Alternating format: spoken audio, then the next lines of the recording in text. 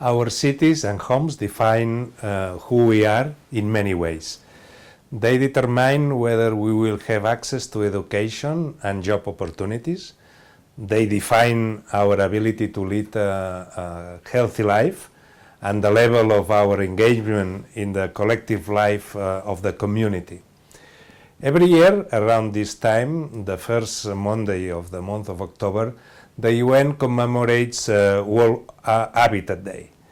We are ready to celebrate World Habitat Day in the context of the Urban October with all of you in a very special year, the one that coincides with Habitat 3, that is going to be celebrated in Quito, and hopefully the new urban agenda will be adopted.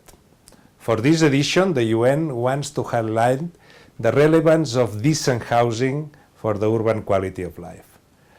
Because let's not forget it, adequate housing is a universal human right and should be at the center of the urban policy. It is part of the right to an adequate standard of living, and it means much more than having just 4 walls and a roof.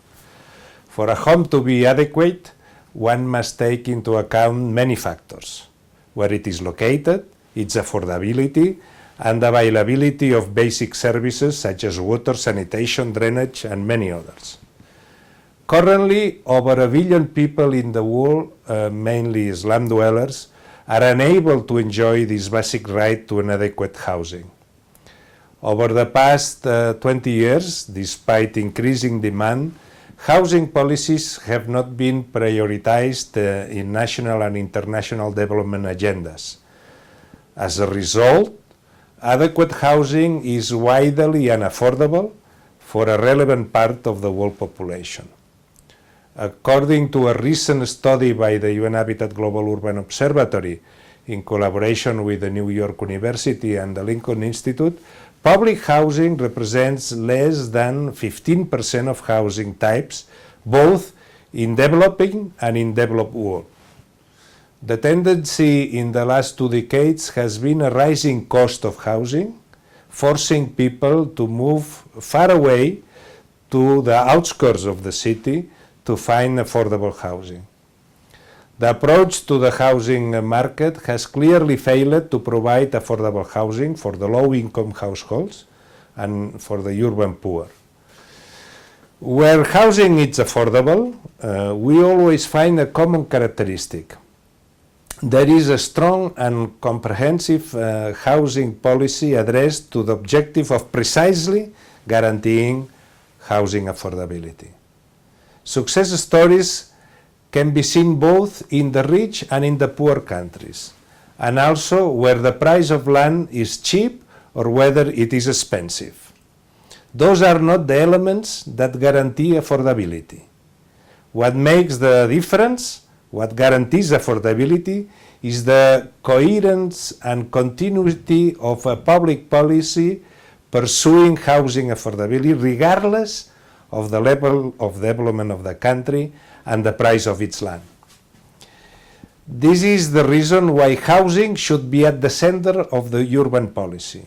Affordable housing policy, if well conducted, can become not only the solution to a social and humanitarian problem, but also a very powerful instrument of local development and prosperity. It can and it should be a win-win solution. In addition, housing should be located in the physical center of the city. The challenge of urbanization, including climate change, mobility, congestion, energy consumption, altogether cannot be addressed without the return of housing, and especially affordable housing, to the physical center of the city. By now, this might sound as an utopia, a kind of wishful dream, but on the contrary, it is an urgent step towards an effective solution to most of the pressing issues of our modern society. This is why this year World Habitat Day puts the focus on the need to improve housing accessibility through a new strategy that we call housing at the center.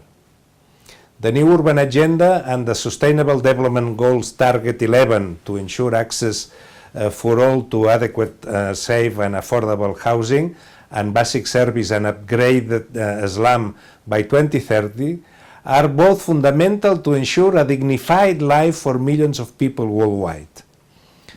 This October, let's renew our global commitment to sustainable urban development by placing housing at the center of the urban policy and also at the center of urban decision making. Only in doing so we will be able to build cities that are truly for all. I look forward to celebrating together this World Habitat Day, also the Urban October, of course, Habitat 3 in Quito, and also at the end of the month, in the 31st, the World Cities Day, in this very special October of 2016.